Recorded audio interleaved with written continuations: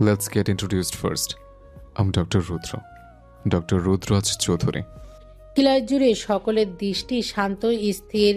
সামনে দাঁড়ানো স্বপ্নের পুরুষের ন্যায় অধিক সুদর্শন লেকচারারকে দেখে ক্লাসের মেয়ে স্টুডেন্টগুলো পলক ফেলতে ভুলে গেল যেন। উপস্থিত ছেলেরাও ফিসফিস করে এটা সেটা বলছে, কিন্তু এসবের ধার যেন ধরল না রুদ্র। সে তার গাম্ভীর্য আর রহস্যের অটল থেকে সাদা শার্টের হাতা কোনোই অবধি গুটিয়ে হোয়াইট বোর্ডে ঘসঘস করে মার্কার দিয়ে লিখল, ফাইট অর ফ্লাইট রেসপন্স। লেখাটি লিখে শেষ করে সামনে ফিরল রুদ্ররাজ। ঠোঁটে ঠান্ডা হাসি, গাঢ় আকাশী চোখে রুদ্ররাজের খেলা। রুদ্র পুরো ক্লাস জুড়ে একবার চতুর নজর বোলালো। ক্লাসের কেউ ঠোঁট টিপে ড্যাব ড্যাব করে তাকে দেখে চলেছে, কেউ ডায়েরির আড়ালে চোখ রেখে গোপনে নিঃশব্দে তাকে পরখ করছে। এসব দৃশ্য রুদ্রর কোনো প্রকার হেলদোল দেখালো না। তার চোখ যেন অন্য কিছু খুঁজে চলেছে ক্লাস জুড়ে। এদিকে ন্যালি রুদ্রের চোখের মণিতে খেই হারিয়ে ক্যাবলা ক্যান্তের মতো ফ্যালফ্যাল করে তাকিয়ে রইল। এমন বেহায়া দৃশ্যে রূপকথা ন্যালির হাতে চিমটি কেটে বলে উঠল, এই লোকটা ট্রেনে একই কেবিনে এসেছে আমার সাথে। ওনাকে এক এক দিন এক এক রূপে দেখে অবাক হচ্ছি আমি। বলেই গোপনে নিজের ফোন বের করে ছবি তুলতে উদ্যক্ত হলো। কিন্তু তার আগেই ভরা ক্লাসে গমগমে আওয়াজে রুদ্র আঙুলের ইশারা করে বলে উঠল, Hey you, in the third row. রুদ্রের গলায় স্পষ্ট আওয়াজে কেঁপে উঠল রূপকথা। ফোন লুকে সম্মুখ লেকচারের টেবিলের পানে তাকাতেই রুদ্র মাথা ঝাঁকিয়ে বলে উঠল, Yes, you. রুদ্রের আঙুলের নির্দেশনায় রূপকথার চারিপাশে বেকুপে তাকিয়ে ধীরে ধীরে উঠে দাঁড়ালো। রূপকথার পানে ক্লাসের সকল মেয়ে তাকে রইল। নতুন প্রফেসর আসতে না আসতেই নতুন ক্লাসে কি প্রশ্ন করতে পারে এই মেয়েকে তা যেন কারোর মাথায় ঢুকলো না। দুই আঙুলে মার্কারটাকে বেশ কায়দা করে ঘোরাতে ঘোরাতে রূপকথার সামনে এসে দাঁড়ালো রুদ্র। এরপর অল্প ঝুঁকে অদ্ভুত গলায় শোধালো, When someone faces unexpected danger, like losing the only person they love, which nervous system takes over first?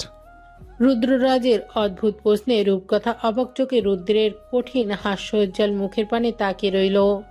রুদ্রের চোখ দুটোতে কেমন চতুরতা খেলা, ঠোঁটে হালকা হাসি, চাহনি নির্লিপ্ত অথচ গভীর।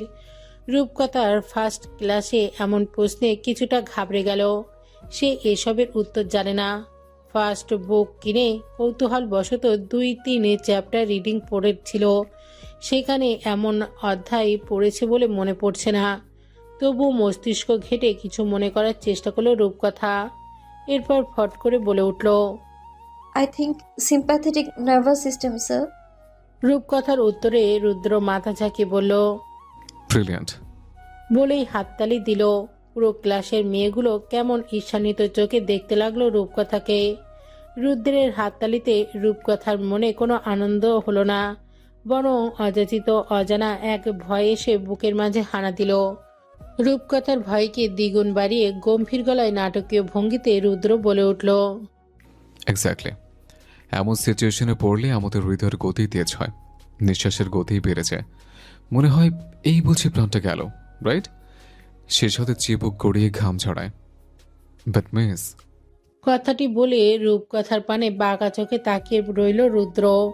রূপকথা রুদ্রের চাহনির মানে বুঝতে পেরে মাথা নত করে প্রত্যুত্তর করল।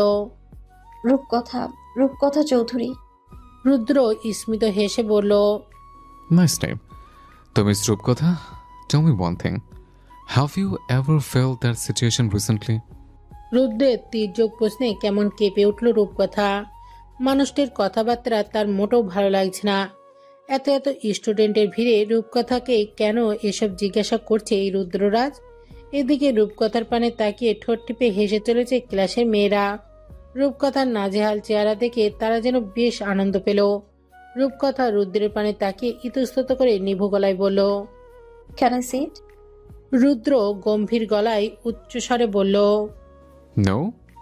রূপকথা রুদ্রের ধমকে কেঁপে উঠে ভীত মুখে একবার রুদ্রের পানে নজর বোলালো। রূপকথার ভীত মুখশ্রী দেখে ফিক করে হেসে দিল রুদ্র, বলে উঠল, Just kidding. Please sit down. রুদ্রের এহেন আচরণ কেমন অদ্ভুত লাগলো রূপকথার। রুদ্রের সাথে ক্লাসের মেয়েগুলো শব্দ করে হেসে উঠল। ফার্স্ট দিনে এমন নাস্তানাবুদ হয়ে চোখ ফেটে জল এলো রূপকথার। তবু নিজেকে সামলে মাথা নিচু করে বসে রইল রূপকথা। রূপকথার পানে তাকিয়ে রুদ্র ঠোঁট কামড়ে মনে মনে বলে উঠল, I will burn everything you love dear for us. তোর চোখের যে আগুন দিয়ে সবকিছু জ্বালিয়ে দিচ্ছিস সেটার উত্তাপহীন ছাই দেখতে চাই আমি, এবং খুব সেটা শীঘ্রই। কলেজের ছুটির পর বিষণ্ণ মুখে বেরিয়ে এলো রূপকথা। ন্যালি বিভিন্ন কথা বলে রূপকথাকে হ্যাপি করতে চাইল, কিন্তু রূপকথার মন ভালো হলো না। ক্লাস শেষ করে রুদ্ররাজ চলে যেতেই ক্লাসের মেয়েগুলো রুদ্ররাজ আর রূপকথাকে কটাক্ষ করে ঠেস দিয়ে নানান কথা বলেছে। বুদ্ধির জোর না থাকলেও রূপের জোরে ঠিক সুদর্শন ডাক্তারকে নিজের দিকে টেনে নেওয়া যায়। মেয়েদের এমন কুরুচিপূর্ণ মন্তব্যে রূপকথার কোনো প্রত্যুত্তর করেনি, শুধু দ্রুত পথে ক্লাস ত্যাগ করেছে। নেলিকে নিয়ে বেরিয়ে গেটে আসতেই সারফরাজকে দেখা গেল গাড়ির সামনে ক্রস স্টাইলে দাঁড়িয়ে সিগারেট ফুঁকছে। রূপকথাকে দেখতে পেয়ে দ্রুত হাতে সিগারেট ফেলে পায়ে পিষে মুখে হাসি রেখা টেনে এগিয়ে এলো। এরপর শোধালো, মন ভার কেন? রূপকথা সারফরাজের দরদ ভরা স্বরে ফুপিয়ে কেঁদে উঠল। রূপকথার কান্নায় সারফরাজ শক্ত গলায় শোধালো, কে কি করেছে? কোনো ছেলে টিজ করেছে? কেউ ফ্রেশার হিসেবে র্যাক দিয়েছে? সারফরাজের উৎকণ্ঠা দেখে ন্যালি অবাক হলো। সারফরাজ উত্তরের প্রতীক্ষায় রূপকথার হাত চেপে ধরে পুনরায় ভয়ানক গলায় বলল, হু ইজ দ্যাট বাস্টার্ড? রূপকথার চোখের জল মুছে সারফরাজের চোখের পানে তাকালো। রূপকথার অসহায় দৃষ্টি বুঝতে পেরে সারফরাজ বলল, গাড়িতে এসো, বাড়ি পৌঁছে দিচ্ছি। রূপকথা সারফরাজের পাশের সিটে বসলো আর ন্যালি ব্যাক সিটে বসে মাথা নিচু করে রইল। গাড়িতে উঠে ইঞ্জিন স্টার্ট করে সারফরাজ রক্ত হিম করা গলায় বলল, কে কি বলেছে রূপকথা? Just tell me his name. কত বড় কলিজাওয়ালা দেখতে চাই। রূপকথা সারফরাজের পানে তাকিয়ে ভয়ার্ত গলায় বলে উঠল। ডক্টর রুদ্ররাজ। রুদ্ররাজ নাম শুনে সারফরাজের চোয়াল কেমন শক্ত হয়ে উঠল। নীল চোখজোড়া মুহূর্তেই অগ্নিবর্ণ হলো, সেই সাথে ফুলে উঠল ঘাট আর কপালের নীল সেরা। অধিক ক্রোধে নাকের পাতা আর থুতনি কেঁপে উঠল সারফরাজের। মস্তিষ্ক হলো বিক্ষিপ্ত, তবুও নিজেকে সামলে নিয়ে শোধালো, কি বলেছে? রূপকথা একে একে প্রত্যেকটি ঘটনা সারফরাজকে খুলে বলতেই সারফরাজ ফোন বের করে ডায়াল করলো একটা নম্বরে। ওপাশ থেকে ফোন রিসিভ হতে সারফরাজ গজরে ওঠা গলায় বলে উঠল। ওপাশ থেকে ব্রিটিশ অ্যাকসেন্টে ইংরেজি ভাষায় ব্রাউনি কিছু বলল, কিন্তু কানে তুলল না সারফরাজ। সে ধমকে বলে উঠল, just shut up, I am already done listening. বলেই ফোন কেটে দিল সারফরাজ। এরপর সামনের দিকে তাকিয়ে বিড়বিড় করে বলে উঠল, ভুল মানুষের সাথে মজা লুটেছিস তুই রুদ্র।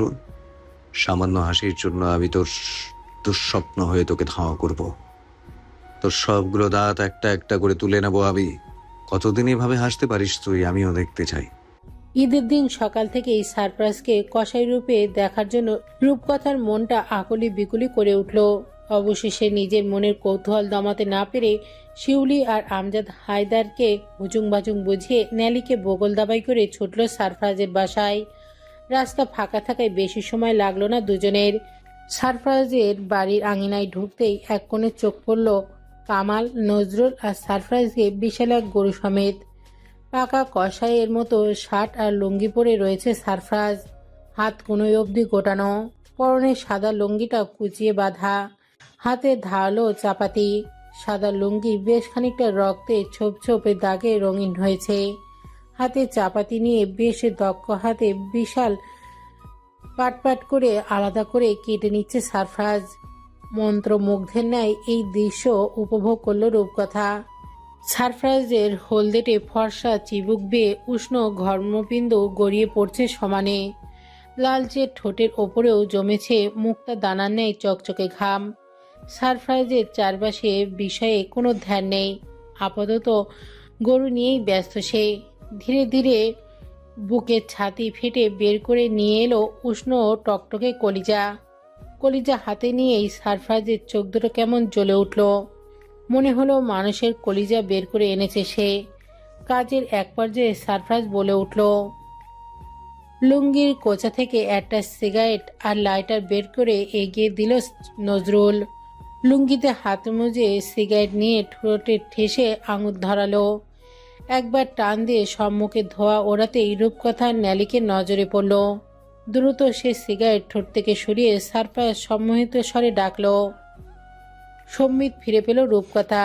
ধ্যান ছেড়ে বেরিয়ে ঠোঁটে হাসি রেখা টেনে সামনে যেতেই ন্যালি টেনে ধরে ভয়ত গলায় বলল, আমি নিশ্চিত যে বিদেশে কসাইগিরি করে, হয় পশুর নয়তো মানুষের।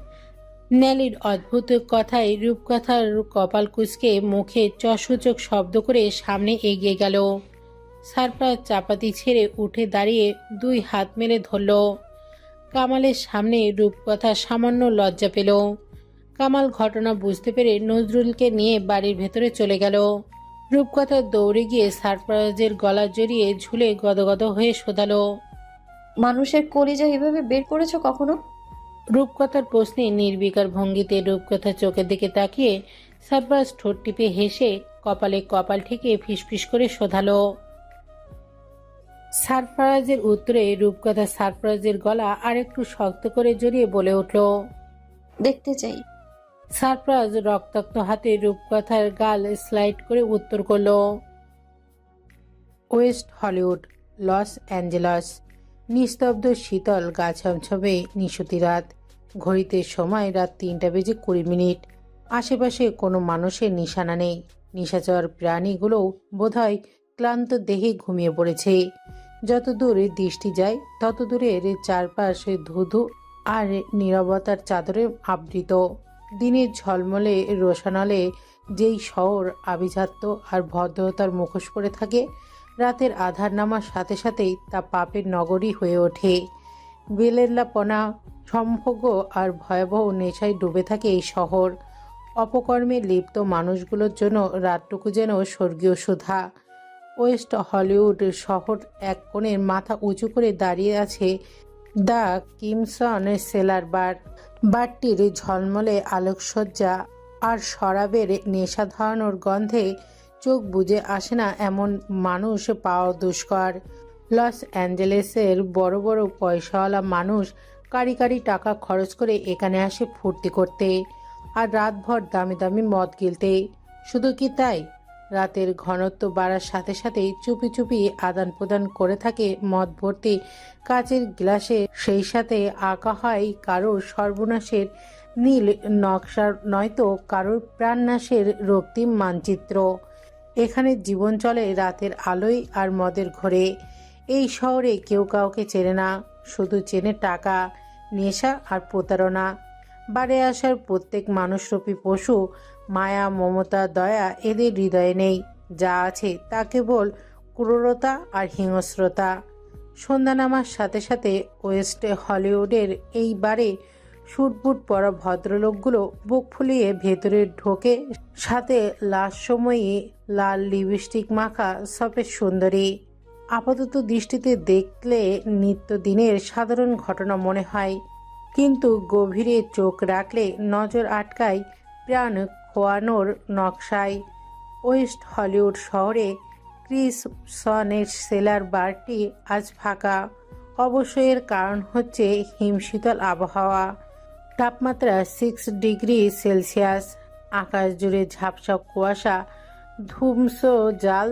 বাতাসের হিম প্রবাহে মনে হচ্ছে খুব শীঘ্রই বরফ ঝরবে।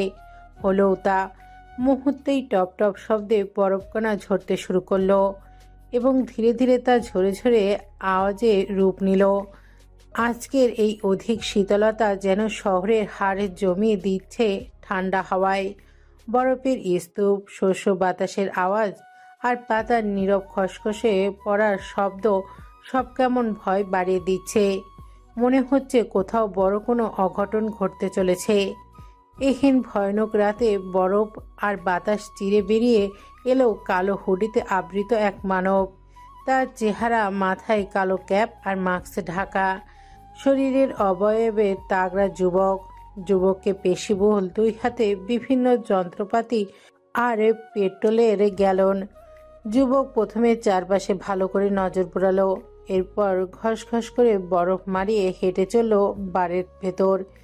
বাড়িটির দরজা বৃহৎ তালা ঝুলছে। যুবক সেই তালার পানে তাকিয়ে বাঁকা ক্রুর হাসলো। এরপর হাতের লক কাটা মেশিন দিয়ে বিনা পরিশ্রমে খুলে ফেলল বৃহৎ তালার খানা। এরপর এগিয়ে গেল ড্রিঙ্কস কর্নারে। বিশাল আধুনিক রাজকীয় বারের চারপাশটা একবার চোখ বুলিয়ে হেঁটে গেল থরে থরে সাজিয়ে রাখা শতবর্ষীয় দামি অ্যালকোহল ক্যাবিনেটের দিকে। এরপর বিড়বিড় করে আওড়ালো মদের বোতলের নাম। শ্বেতমার্গ 1982, রোমান কতি 2005, হেন্সি প্যারাডাইস, গ্লেনফিডি রিজার্ভ 50 বছর। এরপর ভয়ানক শীতল গলায় বলে উঠল, আদেশ পালন করতে আমি সর্বদা আজ্ঞাবহ। যুবকের মুখে হিংস্র অবয়ব মাস্ক ভেদ করে স্পষ্ট হলো না, কিন্তু তার বাদামি চোখ জুড়ে প্রতিশোধের নেশা সুস্পষ্ট। যুবক নিজের পেশিবহুল হাতের সাহায্যে এক এক করে টেনে ফেলে দিল সবগুলো নেশাদ্রব্য রাখা তাক। মার্বেল পাথরওয়ালা শক্ত মেঝেতে পড়ে কাচের বোতলগুলো ঝনঝন শব্দে উদ্বেলিত করলো চারপাশ। মুহূর্তেই সকল নিস্তব্ধতার পতন ঘটল। ভারী অ্যালকোহলের হাজার হাজার ডলারের বোতলগুলো মেঝেতে বিলীন হয়ে টুকরো টুকরো কাচ ছড়িয়ে পড়ল মার্বেলের ওপর। তারপর চুপচাপ পেট্রোলের বোতলের ক্যাপ খুলে ছিটিয়ে দিল বাড়ির প্রত্যেকটা কোনায় কোনায়।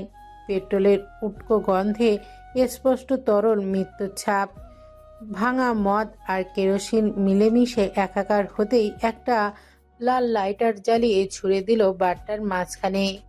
অ্যালকোহল আর পেট্রোল আগুনের স্পর্শ পেতেই কেমন দাউ দাউ করে জ্বলে উঠল।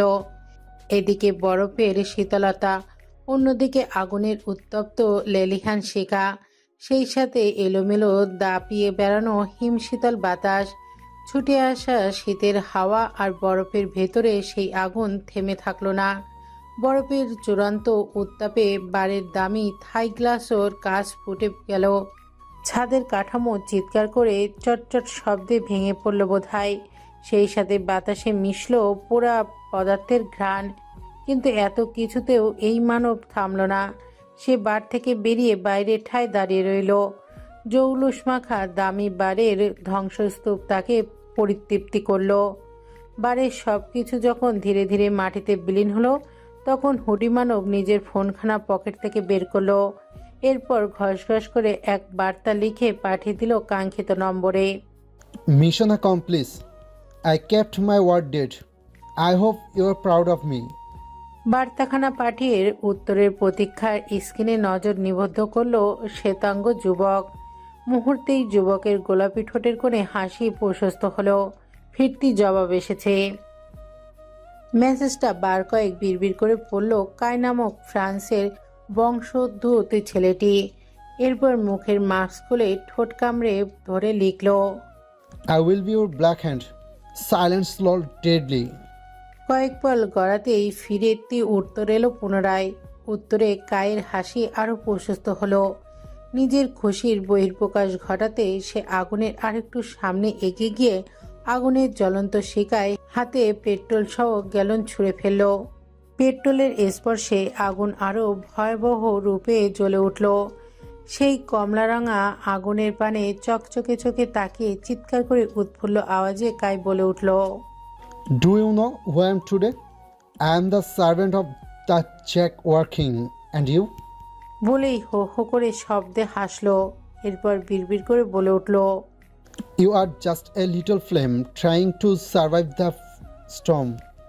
ধীরে ধীরে আগুনের শিখা নমনীয় হয়ে উঠল। পুরানোর মতো আর কিছুই অবশিষ্ট নেই হয়তো। কিছুক্ষণ পরেই ভোরের আলো ফুটবে। ধ্বংসবার আর বাইরের বরফ স্তূপ মিশ্রিত পরিবেশ দেখে যুবক তাচ্ছিল্য করে বলে উঠল, not even cold and storm could stand against me.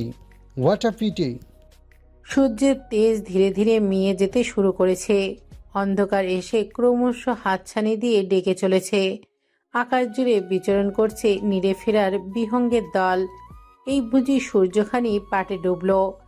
বিরস মুখে সুফিয়ান চৌধুরী নিজের ঘরে এক কোণে ইজি চেয়ারে মাথা হেলিয়ে বসে আছে চোখ বুজে। সবকিছু কেমন বিষণ্ণ আর দমবন্ধকর লাগছে। ভেতরের অসহনীয় অস্থিরতা আর দুশ্চিন্তা কারোর কাছে প্রকাশটুকু করা যাচ্ছে না। অধিক চিন্তায় মাথাটা কেমন তীক্ষ্ণ ব্যথায় চিরচির করে উঠল। মাথার চুল টেনে ধরে সুফিয়ান মনে মনে ভাবতে লাগলেন। যেই ভয়ে এতগুলো বছর মেয়েটাকে লুকিয়ে রাখলাম, অবশেষে সেই ভয় সত্যরূপে প্রকট হলো। কিন্তু কেন? এর থেকে পরিত্রাণ কি? রূপকথার মায়াবী মুখশ্রী আর সারফরাজের পশুতম সত্তা কোনোভাবেই মানতে পারছেন না তিনি। বাবা হিসেবে মেয়ের এহেন বিপদে বাড়ানো পা কিভাবে রোধ করবেন তিনি? মেয়ে যদি জেনে বুঝে এমন অগ্নিপথে পা বাড়ায় তবে তাকে ঠেকানোর সাধ্যকার। অন্ধকারে নিমজ্জিত কক্ষে নিস্তব্ধে এসে আলো জ্বালিয়ে কক্ষ আলোকিত করল রেখা। এরপর তপ্ত শ্বাস ফেলে সুফিয়ানের সামনে দাঁড়িয়ে কাঁধে হাত রেখে ধীরলয়ে শোধালো। কয়েকদিন ধরেই তোমাকে কেমন বিধ্বস্ত ঠেকছে, কি হয়েছে খুলে বলো তো? রেখা আকস্মিক স্বরে হকচকে উঠল সুফিয়ান। এরপর নিজেকে ধাতস্থ করে আমতা আমতা করে বলে উঠল। কখন এলে? রেখা বিছানার এক কোণে বসে উত্তর করলেন, এইমাত্র। সুফিয়ান আলগোছে চেয়ার ছেড়ে উঠে দাঁড়ালেন। এরপর নামাজের তাগাদা দিয়ে বলে উঠলেন, ঘুমিয়ে গেছিলাম, কখন আজান পড়েছে টেরি পাইনি। আজকাল শরীরটা খুব ক্লান্ত হয়ে যাচ্ছে, প্রেশারটাও বেড়েছে খানি। সুফিয়ানের উত্তরে রেখা তপ্ত শ্বাস ছেড়ে সন্ধ্যান চোখে পুনরায় শোধালো, তোমাকে কয়েকদিন ধরে মনমরা লাগছে, কি হয়েছে? শুধুই কি শরীর খারাপ নাকি অন্য কিছু? সুফিয়ান রেখাকে কিছু বলতে না দিয়ে উত্তর করলো, মেয়েটার জন্য মন খারাপ লাগছে রেখা।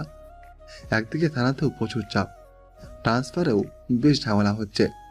রেখা সুফিয়ান চৌধুরীর কথায় তাল মিলিয়ে বলে উঠলেন, মেয়েটার জন্য আমারও খারাপ লাগছে, এতগুলো দিন ওকে ছাড়া কখনো থাকিনি।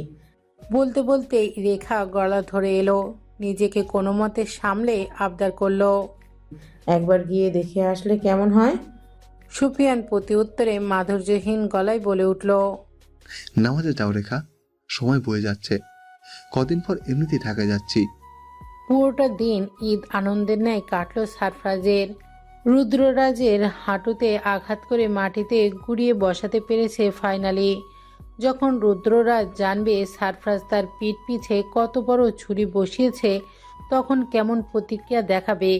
ক্রোধে ফুঁসে উঠবে, কাঁদবে, নাকি পাল্টা আক্রমণের নকশা আঁকবে? পাল্টা আক্রমণ কী ধরনের হতে পারে? যদিও এসব বিষয়ে সারফরাজের কোনো ভ্রুক্ষেপ নেই। টাকা পয়সা সাময়িক ক্ষতি, সে কোনো ক্ষতির কাতারে ধরে না। টাকা পয়সা দুই হাতের ময়লা। বুদ্ধি আর তাকাত থাকলে টাকা কামানো পানির মতো সহজ। জীবনে সারফরাজ যেই টাকা কামিয়েছে তার সিকিভাব রুদ্ররাজের চোখের দেখেছে কিনা সন্দেহ। নিজের আভিজাত্য, গাম্ভীর্য আর অহংকারে তাচ্ছিল্য হাসল সারফরাজ। লালচে ঠোঁটের জোড়ায় কেমন ক্রূর দেখালো সেই হাসি। এরপর হাঁক ছেড়ে ডেকে উঠে বলল, লুইস। ডাক শোনা মাত্রই বাইরে থেকে ড্রয়িং রুমের ভেতরে এসে দাঁড়ালো ইয়ং আর লুইস। অবনত মস্তকে দুই হাত বুকে ভাঁজ করে দুজনেই উত্তর করল, ড্যাড। দেহরক্ষী দুজনের মুখে ড্যাড সম্বোধন শুনে আজ একটুও ভালো লাগলো না সারফরাজের। কেমন বেখাপ্পা শোনালো চেনা পরিচিত সম্বোধন। ফর্সা কপালটাও কুঁচকে এলো। মুখে চশচক বিরক্তিকর শব্দ ফুটিয়ে পায়ের ওপর পা তুলে নড়ে চড়ে বসল সারফরাজ। এরপর দুজনের পানে গভীর দৃষ্টি মেলে গম্ভীর গলায় বলল, further don't call me dad, just say boss. সারফরাজের মুখে বস নাম শুনে লুইস আর ইয়ং কিছুটা অবাক হলো। এতগুলো বছরে ড্যাড সম্বোধনে তারা অভ্যস্ত হয়ে পড়েছে। আর বস শব্দটা কেমন অদ্ভুত লাগলো তাদের কাছে। ড্যাড শব্দটা যেমন আন্তরিক আর ভালোবাসার, বস শব্দটা তার বিপরীত, সম্পূর্ণ নতুন এক শব্দ। তবু ইয়ং আর লুইস মাথা ঝাঁকিয়ে উত্তর দিল, ওকে বস। বস শব্দটি মনোপুত লাগলো না সারফরাজের। ড্যাড, বাবা অথবা পাপা ডাকবে তার ঐরজ্জাত সন্তান। কত প্রশান্তিই না দেবে কানে শীতলতা জাগানো সেই ডাক। সারফরাজ মনে মনে ভাবল, একদিন তার ঘর হবে, সংসার হবে, একটা ভালোবাসার বউ থাকবে, আর এক ঝাঁক বাচ্চা কাচ্চা। ঘরময় খলবলিয়ে বেড়াবে ছোট ছোট হাত পা আর মায়াবী মুখশ্রী। ক্লান্ত দেহে স্ত্রী নামক মানুষটার কোলে ধপ করে মাথা রেখে নির্ঘুম চোখ দুটো বুজে নিজেকে পরিশ্রান্ত করবে সারফরাজ। কিন্তু কবে আসবে সেই সুদিন? আদৌ কি সারফরাজ এসব ডিজার্ভ করে? বিধাতা কি রূপকথার সাথে এত সুন্দর স্বপ্নে ঘর তাকে বাঁধতে দেবে, নাকি কোনো ঝড়োয়া হাওয়া এসে ভেঙে দেবে তাদের খড়কুটো মারানো ভিত্তিহীন সম্পর্ক? না না, এই কিছুতেই হতে পারে না। তবে আমি পুরো পৃথিবী জ্বালিয়ে দেব। যেই স্বপ্ন আমার কঠিন হৃদয় দীর্ঘ অপেক্ষার পর দেখতে চলেছে, তা পরিপূর্ণ না হয়ে কখনোই মাঝপথে ভেঙে গুড়িয়ে যেতে পারে না। এ আমি কিছুতেই হতে দেব না। রূপকথা আর আমার মধ্যে বাধা হয়ে যে আসবে, তাকে নিশ্চিহ্ন করে ফেলবো আমি, হোক সে সুফিয়ান চৌধুরী অথবা রুদ্ররাজ। কথাগুলো ভেবেই সারফরাজের চোয়াল শক্ত হয়ে উঠল, সেই সাথে ফুলে উঠল কপালের শিরা। চোখ দুটোতে নীলচে ক্রোধ। হাতে ধরে রাখা হুইস্কির ছোট গ্লাসটাকে আরেকটু শক্ত করে আঁকড়ে ধরল সারফরাজ। ভেতরে ভয় মেশানো আকাঙ্ক্ষা কেমন চেপে ধরল হৃৎপিণ্ড। সারফরাজ সহ্য করতে না পেরে আরো জোরে মুঠি পাকিয়ে চেপে ধরল কাচের গ্লাস। পদার্থের তৈরি পাতলা গ্লাস সইতে পারল না সারফরাজের বল। চুরমুর করে ভেঙে গুড়িয়ে গেল হাতের শক্ত মুঠোয়। গ্লাস ভাঙার চিকন ঝনঝন শব্দে ইয়ং আর লুইস ডেকে উঠল। বস। ধ্যান ছেড়ে বেরিয়ে হাতের পানে দৃষ্টি নিবদ্ধ করল সারফরাজ। ইতিমধ্যে হাত কেটে রক্তধারা প্রবাহিত হচ্ছে। হাতের তালুতে বিঁধে রয়েছে ছোট্ট ছোট্ট কাচের টুকরো। হাতের মুঠো খুলে সারফরাজ এক ধ্যানে তাকিয়ে রইল সেই ক্ষত বিক্ষত হাতের পানে। ইয়ং এগিয়ে এসে হাত দেখতে চাইল, কিন্তু অন্য হাতে ইশারায় তাকে থামিয়ে সারফরাজ বলে উঠল, নিজেকে সামলে নিতে জানি আমি। তোমরা রূপকথার দিকে নজর দাও। রুদ্র ওকে টার্গেট করেছে। ইয়ং সম্মতি জানিয়ে বাইরে গিয়ে দাঁড়ালো। পেছনে পেছনে গেল লুইস। দুজনে যার পানে তাকিয়ে তপ্ত কম্পিত শ্বাস ছাড়ল সারফরাজ। এরপর দরদহীন ভাবে টেনে তুলল হাতের বিঁধে থাকা কাজ। এমন সময় সারফরাজের ফোনখানা ভো ভো করে বেজে উঠল। স্ক্রিনে রূপকথার নাম ঝলমল করছে। ঠোঁটের কোণে হাসি রেখা টেনে তড়িত ফোন তুলল সারফরাজ। এরপর আদুরি গলায় বলল, ইয়েস। ওপাশ থেকে রূপকথার লাজকতা মিশ্রিত আবদার এলো। তোমায় খুব দেখতে ইচ্ছে করছে। রূপকথার আবদারে ধুকপুক করে উঠল সারফরাজের অনুভূতিহীন বক্ষ। রক্ত ভেজা হাতে বুক চেপে ধরে সারফরাজ ধীর লয়ে বলল, তুমি কিন্তু ভুল করছো। রূপকথা মিষ্টি হেসে উত্তর করলো, ভুলটাই সঠিক লাগছে আমার কাছে। তুমি আসবে কিনা বলো, না হলে আমিই আসছি। সারফরাজ স্বাভাবিক গলায় শোধালো। এসো না রূপকথা, সামনের পথ কণ্টাকাবৃত। রূপকথা ব্যথিত গলায় শোধালো, ভয় পাচ্ছ? আমি হারানোর ভয় পাচ্ছি। এরপর আর আমার আঁকড়ে ধরার মতো কিছুই অবশিষ্ট থাকবে না। আমি ধুকে ধুকে মরবো। রূহ পর্যন্ত কেঁপে উঠবে সেই হারানোর ব্যথায়। আমি সইতে পারবো না রূপকথা। কথাগুলো বলতে বলতে গলার স্বর মোটা হয়ে এলো সারফরাজের। সেই সাথে শব্দগুলো হলো ভাঙা ভাঙা। রূপকথা সারফরাজের অপ্রকাশিত অনুভূতি টের পেয়ে বলে উঠল, আমি হারাতে আসিনি সারফরাজ, তবে এত দ্বিধা কেন? তোমার বাবা কখনোই মানবে না এই সম্পর্ক। তারা কষ্ট পাবে। আমি পাপাকে বোঝাবো। মনের উপর কারো বিধিনিষেধ চলে বলো? সারফরাজ রূপকথার প্রশ্নে উত্তর দিল না। সে মনে মনে বলল, সত্যি মনটা বড্ড অবুঝ। এর উপর কারো নজরদারি দখলদারিত্ব চলে না। সে তার মতোই চলতে চায়, মুক্ত, স্বাধীন, বাধাহীন। সারাদিন দেখিনি তোমায় সারফরাজ। আমার দিনটা শেষ হয়েছে। তোমার আইস ব্লু চোখ জোড়া না দেখে আমি শান্তি পাচ্ছি না। আমার রাতের ঘুম হবে না। ইভেন পড়াতেও মন বসাতে পারছি না আমি। প্লিজ এক পলক দেখতে চাই। বলো আসবে? রূপকথার আবদার এবার ফেরাতে পারল না সারফরাজ। হট করে উত্তর করলো, alright, I will come for you. সারফরাজের উত্তরে প্রশস্ত হেসে রূপকথা বলে উঠল, একটা সারপ্রাইজ দেবো আজ তোমাকে। সারফরাজ ছোট্ট করে বলল, কি? আহা, এখন মোটেও বলবো না। এলে নিজ চোখেই দেখবে, আর তাড়াতাড়ি আসবে। আমি অপেক্ষায় থাকবো। বলে ফোন কেটে দিল রূপকথা। সারফরাজ বুক চেপে এখনো ওভাবেই বসে আছে। কিরে এমন স্ট্যাচু হয়ে বসে আছিস কেন? হঠাৎ অভিরূপের গলার স্বর শুনে হুঁশে ফিরল সারফরাজ। এরপর নড়ে চড়ে গলা খাকারি দিয়ে বলে উঠল, চলো ফুপি শাশুড়ির বাড়ি থেকে ঘুরে আসি। সারফরাজের এহেন তামাশামূলক মস্করা শুনে আঙুল দিয়ে কান চুলকে সারফরাজের পানে এগিয়ে এলো অভিরূপ। এরপরে সারফরাজের বুকে হাত রেখে অবিশ্বাস্য গলায় শোধালো, tell me honestly, did your heart actually beat for her? Sarfaraz অল্প মাথা দোলাতেই অভিরূপ লাফিয়ে বলে উঠল, ও মাই গড, মরা গাছে ফুল ফুটেছে ফাইনালি, উফু।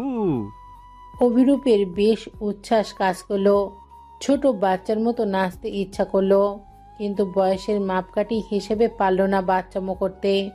তবুও কোমর দুলে অল্প নেচে বলে উঠল, ক্যালিফোর্নিয়া ফিরে পার্টি দেবো সবাইকে নিয়ে। আপাতত চল যাই, ভাবি দেখে আসি। অভিরূপের মুখের ভাবি সম্বোধন শুনে কিছুটা লাজুক হাসলো সারফরাজ। এরপর উঠে দাঁড়িয়ে বলে উঠল, just a minute, I will be back. ঢাকায় আসার সময় গুনে গুনে 6টা শাড়ি এনেছে রূপকথা। একটা একদম কালোর সাথে কালো সুতার কাজ করা আর দামি স্টোন লাগানো, আরেকটা মাল্টি কালার, বাকিগুলো বিভিন্ন কালারের। এক একটার ম্যাটেরিয়াল সহ এক এক রকম। খুঁজে খুঁজে কালো রঙের পাতলা জর্জের শাড়িটা হাতে তুলে নিল রূপকথা। এরপর ম্যাচিং পেটিকোট আর ব্লাউজ। দক্ষ হাতে কালো শাড়িখানা মোমের ন্যায় ফর্সা দেহে জড়িয়ে আয়নার সামনে বসলো রূপকথা। ফর্সা মোহনীয় মুখে হালকা মেকআপ টাচ দিয়ে ঠোঁটে মেরুন রঙের একটা লিপস্টিক মাখলো। চোখের কোল ঘেঁষে মোটা করে কাজল লেপটে চোখটা স্মোকি আইশ্যাডো প্লেটারে সাজালো।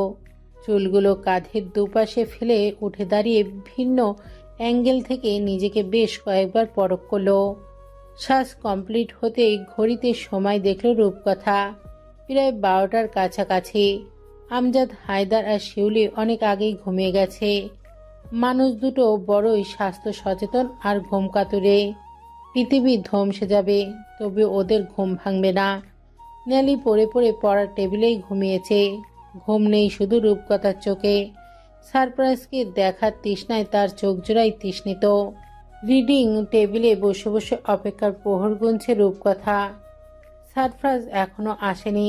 মনের অস্থিরতা কমাতে না পেরে সারফরাজের ফোনে কল করলো রূপকথা, কিন্তু সংযোগ বন্ধ। ধীরে ধীরে কেটে যাচ্ছে সময়, কিন্তু সারফরাজের দেখা নেই। পুনরায় কল করলো রূপকথা, এবারও নম্বর বন্ধ। অপেক্ষার প্রহরগুলো এখন বিষাক্ত হয়ে উঠল তার কাছে। মন আকাশে অভিমানের মেঘ জমল। এই বুঝি চোখের দুকুল ছাপিয়ে অশ্রু বর্ষণ উপচে গড়ায়। অভিমান আর কষ্টে ফুঁপে উঠল রূপকথা। সারফরাজ জানতেও পারল না বোধহয় তা, হয়তো জানার চেষ্টাও করছে না। ঘড়িতে দীর্ঘ সময় পর আবার নজর বলল রূপকথা। রাত 2:15। রূপকথা বুঝলো সারফরাজ আসবে না। মানুষটা বড্ড নির্দয় আর বেখেয়ালে। প্রতিশ্রুতিটাও বোধহয় মিথ্যা, কিন্তু রূপকথা তো তাকে সত্যরূপে মনে প্রাণে চায়। তবে সারফরাজ চায় না কেন? থমথমে উত্তপ্ত ভ্যাবসা গোমট গভীর রাত। ঘড়িতে সময় কত তা জানা নেই। দূর থেকে রাস্তার বেনামি কুকুরের মিহি ঘেউ ঘেউ ধ্বনি ভেসে আসছে। উত্তপ্ত গরম বাতাস গায়ে জ্বালা ধরিয়ে দেবার জন্য যথেষ্ট। সেই সাথে ঝিঝি পোকার এক নাগারে ডেকে চলা মেজাজ বিক্ষিপ্ত করে দিচ্ছে। এহেন অস্থির প্রকৃতির খেলায় শহরের জনমানবহীন নিস্তব্ধ হাইওয়ে অন্ধকার বাঁকে মুখোমুখি দাঁড়িয়ে রয়েছে দুজন মানব। আশপাশে ল্যাম্পপোস্টের খুঁটি না থাকায় পথটা ঠিক সেইভাবে আলোকিত হয়নি।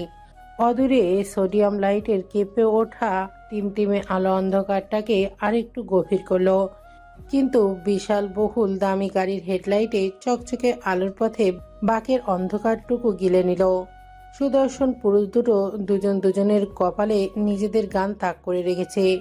টিগার চাপলেই দুজনের খেলই সাঙ্গ হবে নিমেষেই। মানুষ দুটো দুজনের দুজনকে চোখে গভীর দৃষ্টিতে পরখ করে চলেছে, যেন সমস্ত কথা চোখে চোখেই হচ্ছে। স্বচ্ছ নীলচে ক্রোধের আগুন মিশ্রিত চোখ, কি ভয়ানক হুমকি সেগুলোতে। যে বড় মধ্যে স্টেজ। কথাটি বলেই বাঁকা হাসল রুদ্ররাজ। রুদ্ররাজের হাসি দেখে তার ছিল হেসে ঠোঁটের কোণে রক্ত মুছল সারফরাজ। এরপর বলে উঠল, মনে হচ্ছে ওপারে যাবার খুব তাগদা তোর। আর রাস্তাটা কারো বাপের নয়, কে যেচে পড়ে মরতে এসেছে সেটা সময়ই বলে দেবে। সারফরাজের কথায় রুদ্রের তীক্ষ্ণ চোয়াল শক্ত হয়ে উঠল। সেই সাথে দাঁত পিষে ট্রিগার চাপতে চাইল। সারফরাজ তাচ্ছিল্য হেসে পলকহীন দৃষ্টিতে বলে উঠল, আমার মরণ তোর হাতে হবে না রুদ্র।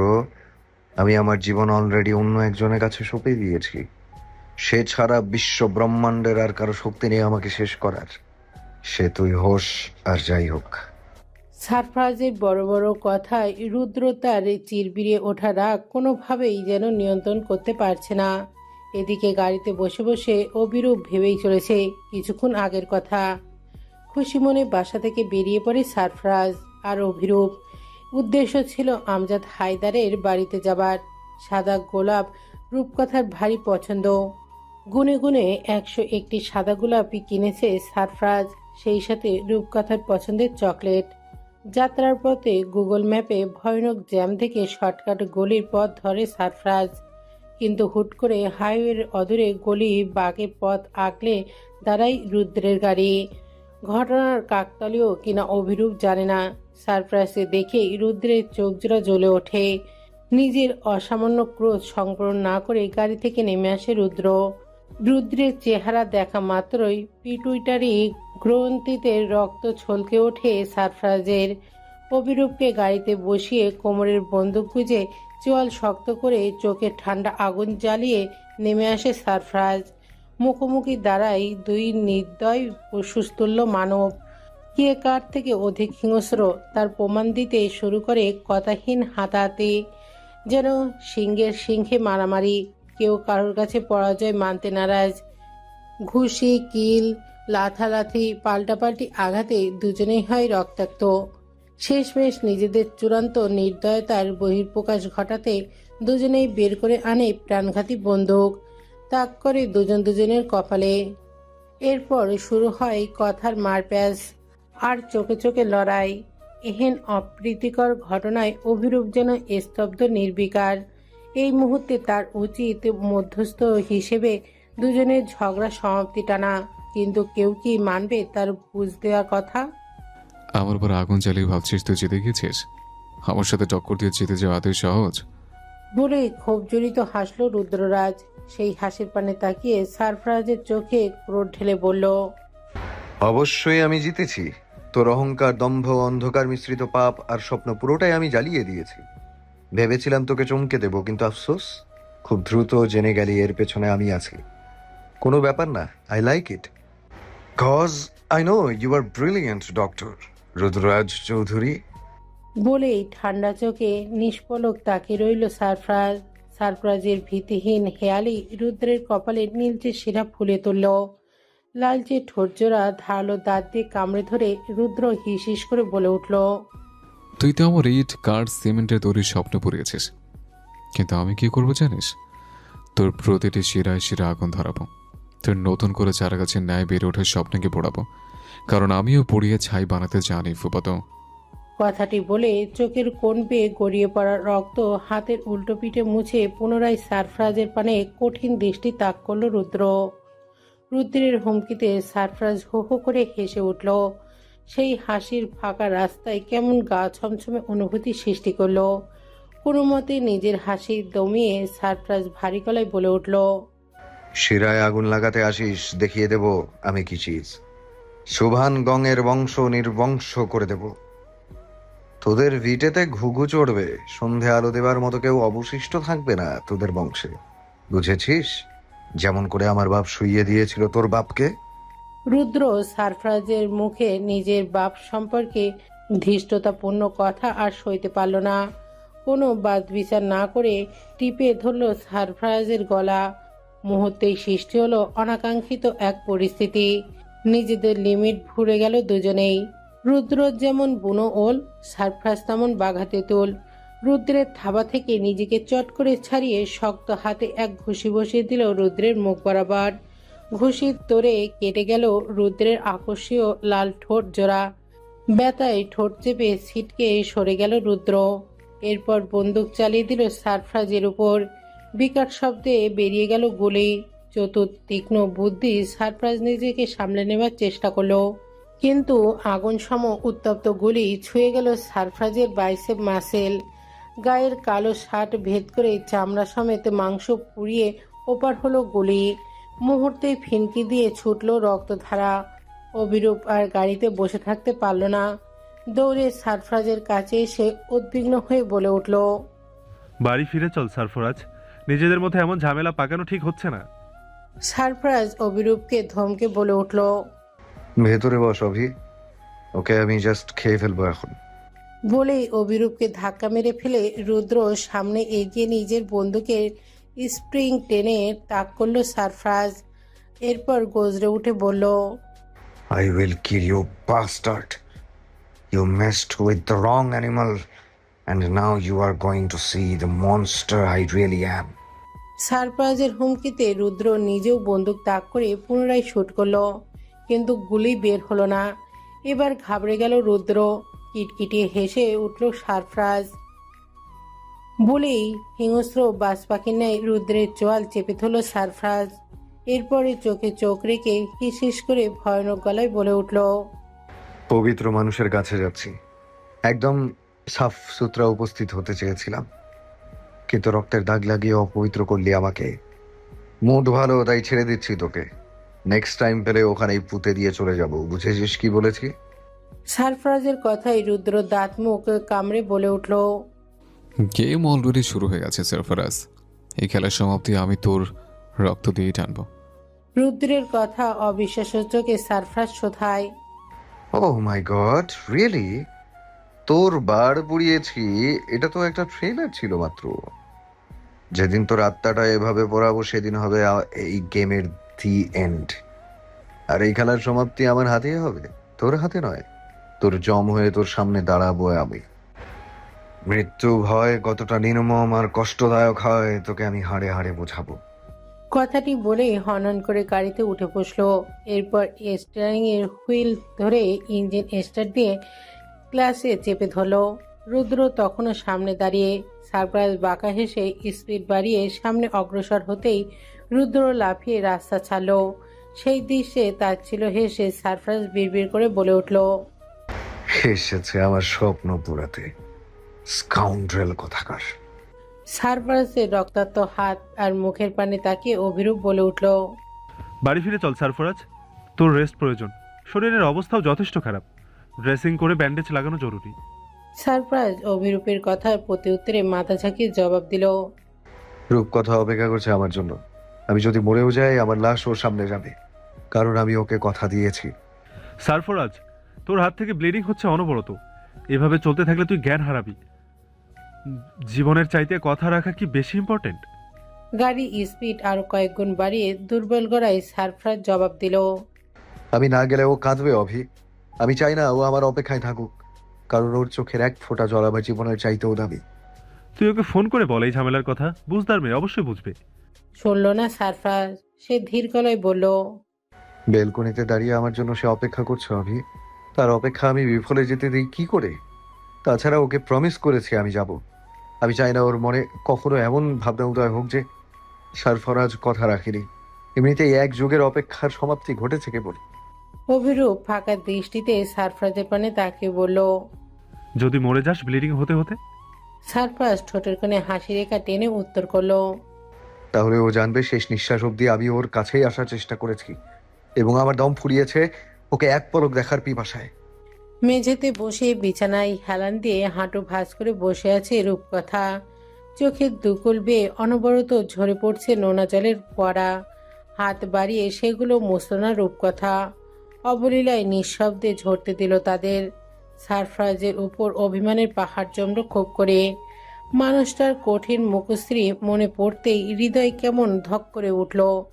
দেয়াল ঘড়ির দিকে একবার নজর বুলিয়ে রূপকথা সিক্ত গলায় বলে উঠল, যখন আসবেই না তবে প্রতিশ্রুতি দিলে কেন? ভেতর থেকে উত্তর আসে, মানুষটাকে তুই জোর করে চলেছিস সব সময়, সে নিজে থেকে তোর কাছে আসেনি রূপকথা। প্রতিবাদ করে চিৎকার করে উঠল রূপকথা। হাতের আজলায় মুখ লুকিয়ে ফুপিয়ে বলে উঠল, সব মিথ্যে, ও এসেছিল আমায় বুকে জড়িয়ে হৃদয়ের আগুন নিভিয়েছে, আমি একতরফা ওকে ডাকিনি। ভেতর থেকে আর কোনো কথা আসে না। বড় বড় ছর্ষ নেত্রদায় কেমন ঘোলাটে লাল হয়ে ওঠে।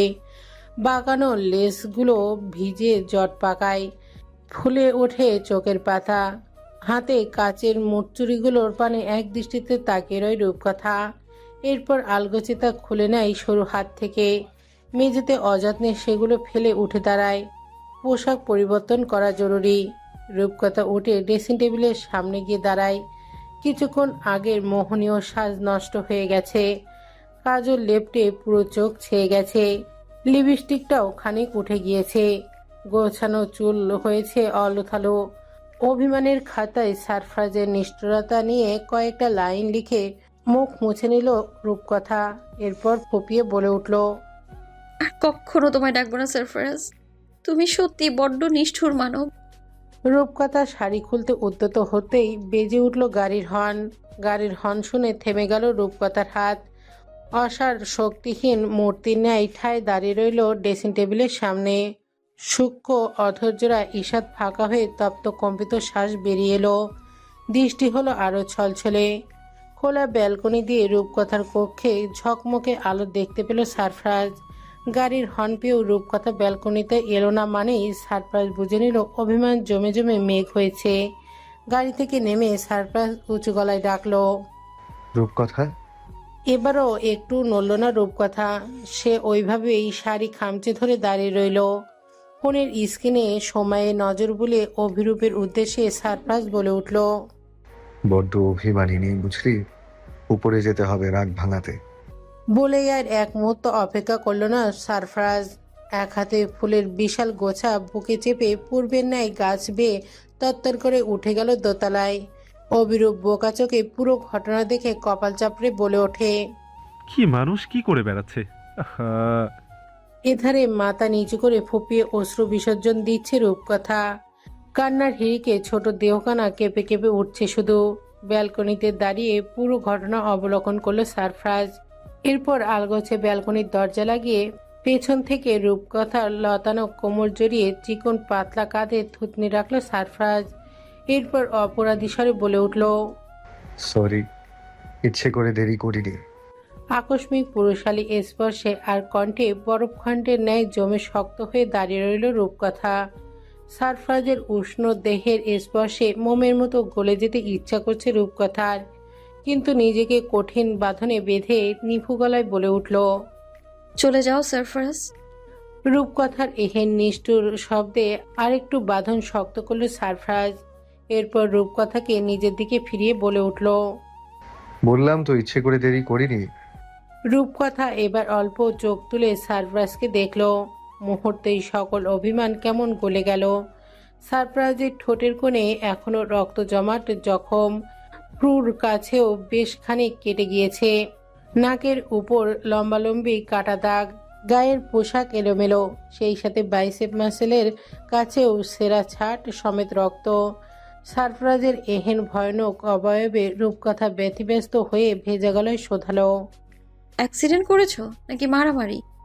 বলেই সারফরাজকে উল্টে পাল্টে দেখল রূপকথা। এরপর ড্রেসিং টেবিলের ওপর থেকে দ্রুত টিস্যু নিয়ে সারফরাজের ঠোঁটের কোণ চেপে ধরে নীলচে চোখে চোখ রাখল।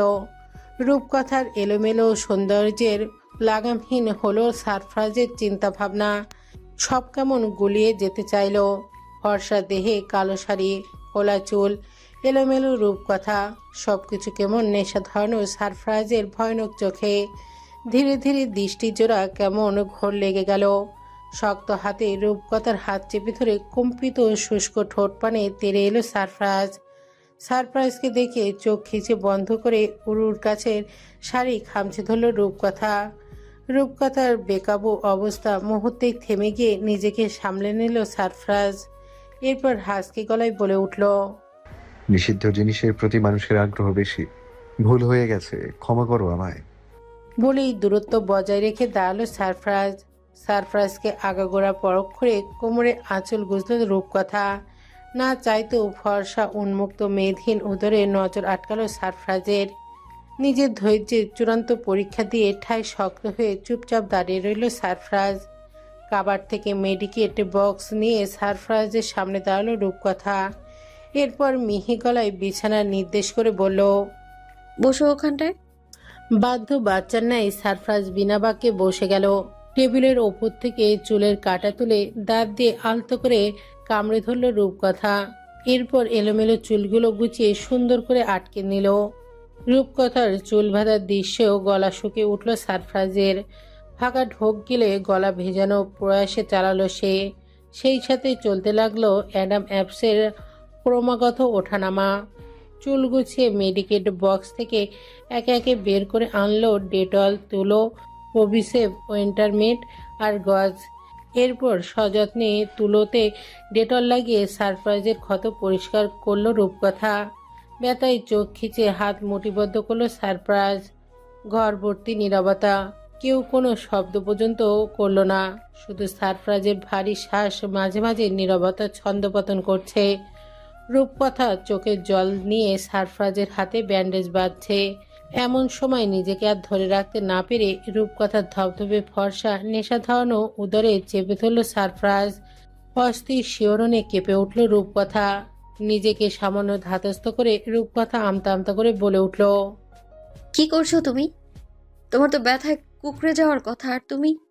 রূপকথার লাজুক মুখের পানে তাকিয়ে সারপ্রাইজ অল্প দুষ্টু হেসে জবাব দেয়, তুমি যখন এত করে ডাক্তারের মতো যত্ন করছো তখন ব্যথা আর কোথায় লাগে বলো? রূপকথা মুখ ভার করে চোখ নামে হাত পরক করে বলে ওঠে, গভীর ক্ষত হয়েছে এখানে, বড় ডক্টর দেখাতে হবে, সেই সাথে মেডিসিন নিতে হবে।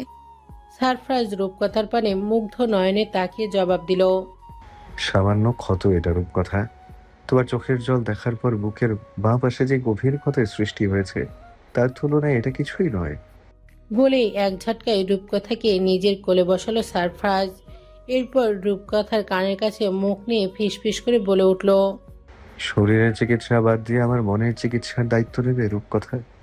রূপকথা ভীরু চোখে সারপ্রাইজের পানে দৃষ্টি মেলল। সারপ্রাইজের চোখ জোড়া অনেক কথা বলছে যেন রূপকথাকে। রূপকথা সবগুলোই বুঝলো বোধহয়। সে সরু চিকন আঙুল দিয়ে সারপ্রাইজের নাকে আঁকিবুকি করে বলে উঠল, নেব। সারপ্রাইজ অল্প হেসে রূপকথার চুল চেপে ধরে নিজের একদম মুখোমুখি এনে রূপকথার নেশা ধারণের ঠোঁটের কোণে চুমো আঁকলো ছোট্ট করে। সারপ্রাইজের স্পর্শে সারপ্রাইজের শার্টের কলার খামচে ধরে চোখ বুজে ফেলল রূপকথা। সারপ্রাইজ পরিতৃপ্তি হাসলো শব্দ করে। এরপর হাসকি স্বরে বলল, স্ট্যাম্প মেরে দিয়ে গেলাম। আজ থেকে আমার একান্ত ব্যক্তিগত ডাক্তার তুমি।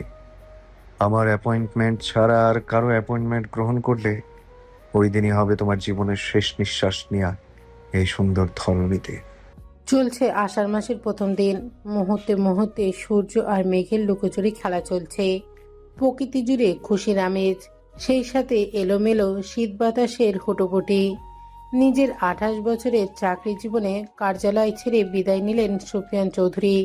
সুফিয়ান চৌধুরী ফেয়ারওয়েলের কেঁদে ভাসালো সহকর্মী এবং কাছের মানুষজন। এমন সৎ দক্ষ কমিশনকে বিদায় দিতে ডিপার্টমেন্টের কেউই রাজি ছিলেন না, কিন্তু বাধ্য হয়েই সুফিয়ান চৌধুরীকে ছাড়তে হয়েছে। নতুন কমিশনকে কার্যালয়ে সমস্ত কাজ বুঝিয়ে সুঝিয়ে দায়িত্বের ভার ছেড়ে দিয়ে সজল চোখে বেরিয়ে এলেন সুফিয়ান। আজ রাতে ট্রেনে ঢাকা আসবেন তিনি। এরপর কয়েকদিন রেস্ট নিয়ে নতুন কার্যালয়ে জয়েন করবেন। ঢাকা আসা নিয়ে রেখার চোখে মুখে সেই উচ্ছ্বাস আর আনন্দ ধরা দিল। তার কিছুই দেখা গেল না সুফিয়ান চৌধুরীর চোখে মুখে। রেখা ভাবলেন হয়তো দীর্ঘ বছরের চেনা পরিচিত শহর, মানুষ, স্থান ছেড়ে যাবার জন্য সুফিয়ান চৌধুরীর মন ভার। কিন্তু আসলেই কি তাই?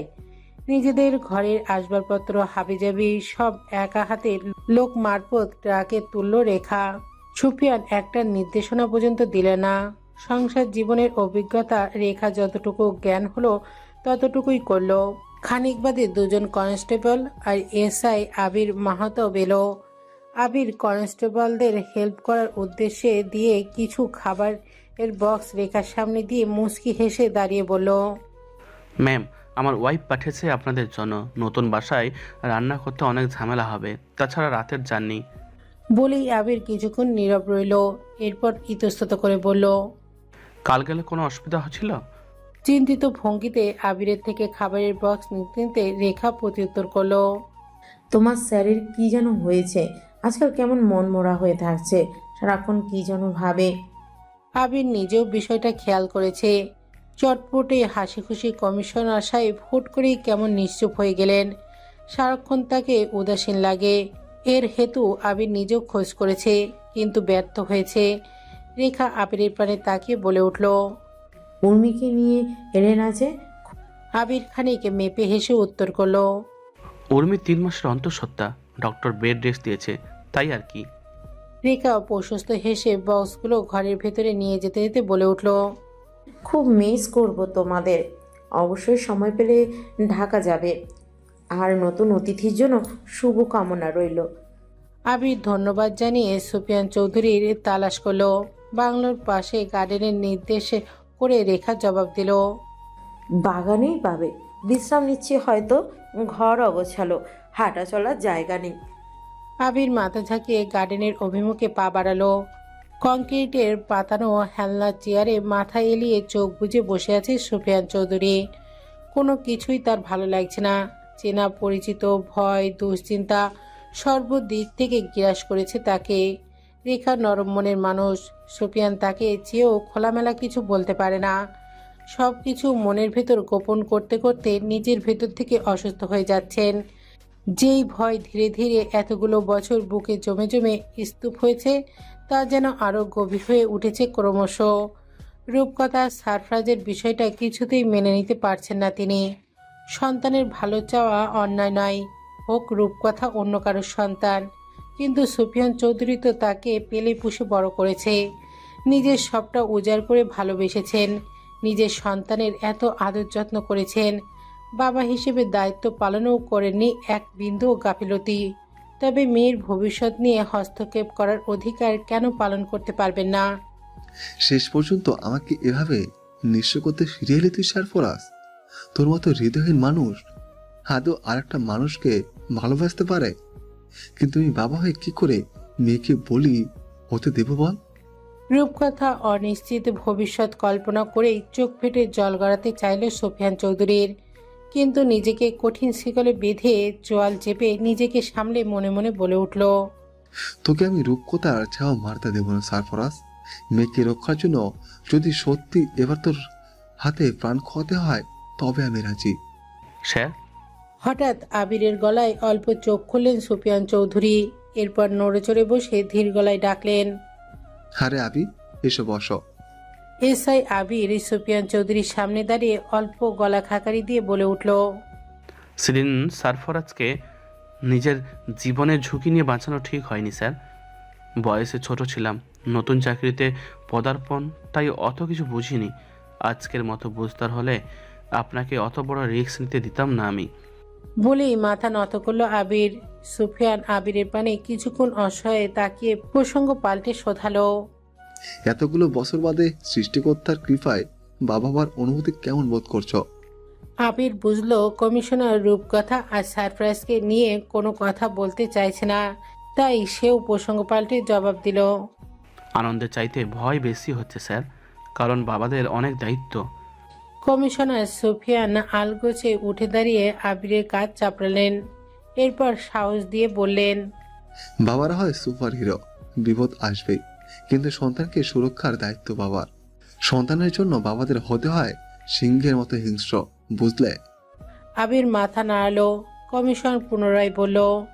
কটার ট্রেনের টিকিট কেটেছো? আর আসবাবপত্রের টাকার সাথে কে যাবে? আবির ঘড়িতে সময় পরখ করে বলল। বিকেল 5টায় সোনার বাংলায় আসবাবপত্রের সাথে কনস্টেবল মহিদুল যাবে।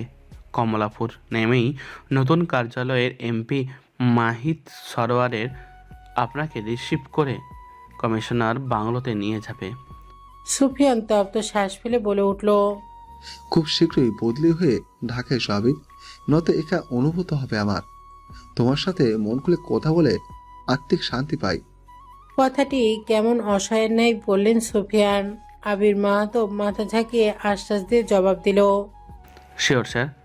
Suspend Biolab, Purbachal, Dhaka. Suspend bio pharmaceutical company খুবই পরিচিত একটা মাল্টিন্যাশনাল কোম্পানি। পূর্বাচলের বিশাল বড় জায়গা নিয়ে 2 বছর আগেই নির্মাণ হয়েছে এই কোম্পানি। বাংলাদেশ সহ বিশ্বের আরও কয়েকটা দেশ নিজেদের শাখা খুলে রাতারাতি সুনাম কাঁপিয়ে চলেছে সাসপেন্ড বায়োল্যাব, কিন্তু প্রধান শাখা ক্যালিফোর্নিয়ায়। এত নামি দামি কোম্পানি অথচ কেউ জানেই না এই কোম্পানির মালিককে। প্রথম 2 বছর এই কোম্পানি ভালো বিজনেস করলেও হঠাৎ সমালোচনার তোপে পড়ে যায়। কোনো এক 27 বছর বয়সী মহিলা সাংবাদিক তার ক্রাইম রিপোর্টে এই কোম্পানি সম্পর্কে তুলে ধরলেন কিছু ভয়ানক তথ্য। এই কোম্পানি নিউরো ড্রিম নামে একটি এক্সপেরিমেন্টের ড্রাগস কালোবাজারে রাতারাতি জনপ্রিয় হয়ে উঠেছে। এই ড্রাগস নাকি মানুষকে আত্মিক সুখ এনে দেয়, কিন্তু একটা নির্দিষ্ট ডোজ পার হলেই সেটাই ভয়ানক সাইকোসিলে তৈরি করে। আইনত এটা নিষিদ্ধ, কিন্তু লুকিয়ে কর্পোরেট ভাবে উৎপাদনা চলছেই। অল্প বয়সী ছেলে মেয়ে, ভার্সিটির স্টুডেন্ট থেকে শুরু করে হীনমন্যতায় ভোগা মানুষজন বেশি ক্রয় করেছে এই মেডিসিন। সেই সাথে ধীরে ধীরে বাড়ছে অনিয়ন্ত্রিত মৃত্যুর ঝুঁকি। তবে এসবের পেছনে মূল হোতাকে সেটা খুঁজে বের করাই যেন দুষ্কর। কিন্তু উত্তাপ প্রশাসনা হুট করেই মুখে কুলু এঁটে দিল। সাংবাদিক নিঝুম ইয়াসমিনের সমস্ত রিপোর্ট মিথ্যাচার এবং নিউরোড্রিপ কোনো ক্ষতিকর মেডিসিন নয়, এই মন্তব্য জারি করে দমিয়ে দেওয়া হলো 27 বছর বয়সী এই ক্রাইম ইনভেস্টিগেট তরুণী সাংবাদিককে। কিন্তু থেমে রইল না সে। পুরো উদ্যমে এই ড্রাগ সম্পর্কে স্ট্রং এভিডেন্স জোগাড়ে তৎপর হলো। কিন্তু এইটুকু একটা মেয়ে এত সাহস কোথায় পেল? কে কলকাঠি নাড়ছে এই মেয়ের পেছনে? ডাক্তার রুদ্র, আপনি কোম্পানির শেয়ার বিদেশি কোম্পানির কাছে ইমিডিয়েটলি বিক্রি করে দিন, নয়তো আপনার সকল ইলিগেল বিজনেস ক্লোজ হবে অচিলেই। বুঝতে পারছেন জনগণ সাংবাদিক মেয়েটির পাশে আছে। কথাটি বলেই সাফিন হায়দার গলার টায়ের নব ঠিক করতে ব্যস্ত হলো। সাফিন হায়দারের মুখ পানে তাকিয়ে রুদ্র দাঁতে কটমটিয়ে উত্তর করলো, একদিন দুদিনের প্রজেক্ট নয়, এটা কোটি কোটি ডলার খরচ হয়েছে এটার পেছনে। এসব করেছেন কখনো? আপনাদের গাফিলতির জন্য এসব হচ্ছে, নয়তো এত বড় সত্য উন্মোচন হলো কি করে? রুদ্রের ধমকে ধীর লয়ে সাফিন হায়দার উত্তর করলেন, আপনি ভুল বুঝছেন ডাক্তার, কোম্পানিতে এমন কেউ নেই যে ভিতরের তথ্য লিক করবে। তাহলে এই মেয়ে জানলো কি করে? ভূত এসে তার কানে কানে বলে গেছে? সাফিন হায়দার কোনো উত্তর না করে মাথা নিচু করে বসে রইল। রুদ্রের চোখ জোড়া কেমন আগুনের ন্যায় জ্বলছে। ঠোঁটে একটা সিগারেট ঠুসে লাইটার দিয়ে আগুন ধরাতে ধরাতে রুদ্র বলল, কোম্পানির শেয়ার চেঞ্জ করার ব্যবস্থা করুন। ডেভিল কিং কোম্পানির হয়ে আমি শেয়ার কিনে নেব। আমার কোম্পানির শেয়ার অন্য কারো কাছে আমি কখনোই বিক্রি করব না। আপাতত শো অফ করার জন্য বড় বড় বিজনেসম্যানদের আমন্ত্রণ করুন। সার্পেন্ট ল্যাবের শেয়ার কেনার টাকা বাংলাদেশের বিজনেসম্যানদের অবশ্যই হয়নি। বলে বাঁকা হেসে হাতের ইশারায় সাফিন হায়দারকে চলে যেতে ইশারা করল রুদ্ররাজ। সম্মতি জানিয়ে সাফিন হায়দার চলে যেতেই তিতকুটে বিষাদ সিগারেটের অ্যাস্ট্রেতে চেপে উঠে দাঁড়ালো রুদ্র। এরপর নিজের পার্সোনাল হ্যাকার ডেভিনকে কল করলো। Find out who is helping the girl. ঢাকার স্টক এক্সচেঞ্জ মার্কেটে রুদ্ররাজের সার্পেন্ট বায়ো ল্যাবের শেয়ার নিলামে তোলা হয়েছে। আশপাশের মানুষজন পারলেই রুদ্রকে মাথায় তুলে রাখে, এমন দৃশ্য নজর লাগছে। সবাই যে টাকার খেয়ে ভুঁড়ি ভার করেছে তা স্টক এক্সচেঞ্জের মানুষদের দেখলেই বোঝা যাচ্ছে। বিভিন্ন দেশের ডন মাফিয়া এখানে এসে উপস্থিত হয়েছে। দাম হাঁকানো মাত্রই কিনে নেবে এই ড্রিম প্রপার্টি। নামি দামি বিজনেসম্যান সবাইকে চোখে চোখে তিরস্কার করেছে, কিন্তু ফাইনাল চেকমেট কে করবে কে জানে। ল্যাপটপের স্ক্রিনে নিখুঁত দৃষ্টি তাক করে রেখেছে উপস্থিত অতিথি। পরনে বেশভূষা আর আভিজাত্য বলে দিচ্ছে কে কার ওপর। ভেতরে ভেতরে কেউ কারোর থেকে হিংস্রতা কম নয়। প্রভাব, প্রতিপত্তি আর টাকা পয়সাও আকাশচুম্বী। আবছা আধার আর হালকা গুড়ি গুড়ি বৃষ্টি চিরে সায় সায় গতিতে ঢাকা স্টক এক্সচেঞ্জের সামনে দাঁড়ালো সারপ্রাইজের কুচকুচে কালো রাঙা রোলেস বয়েজ। গাড়ি তো নয়, যেন ভয়ানক অন্ধকার আচ্ছন্ন এক ত্রাস। সারপ্রাইজের গাড়ি দেখে স্টক মার্কেটের সকলের চোখ কপালে ওঠার উপক্রম, কারণ বাংলাদেশের কাস্টমাইজেশন করা এটাই সবচেয়ে দামি গাড়ি। গাড়ির ড্রাইভিং সিটের পাশের দরজা খুলে প্রথমে বেরিয়ে এলো অভিরূপ। গায়ে জড়ানো কালো ব্ল্যাক স্যুট, অভিরূপে দৌড়ে গিয়ে খুলে দিল পেছনের দরজা। এরপর সেই দরজা ধরেই দাঁড়িয়ে রইল।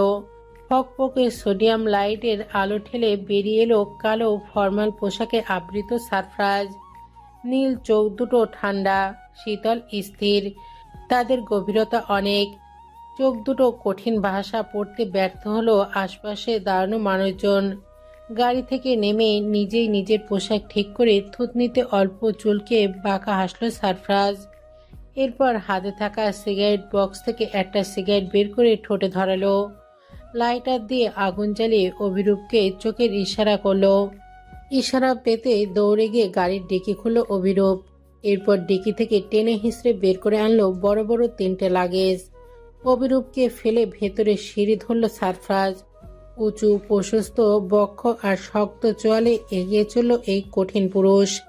চোখ মুখের দৃঢ়তা প্রমাণ করে দিচ্ছে খেলাড়ি বহু পুরনো। ইতিমধ্যে শেয়ারের দাম হাঁকা শুরু হয়েছে। শেয়ার খরিদ্দারের আসনে শক্ত মুখে বসে আছে রুদ্ররাজ।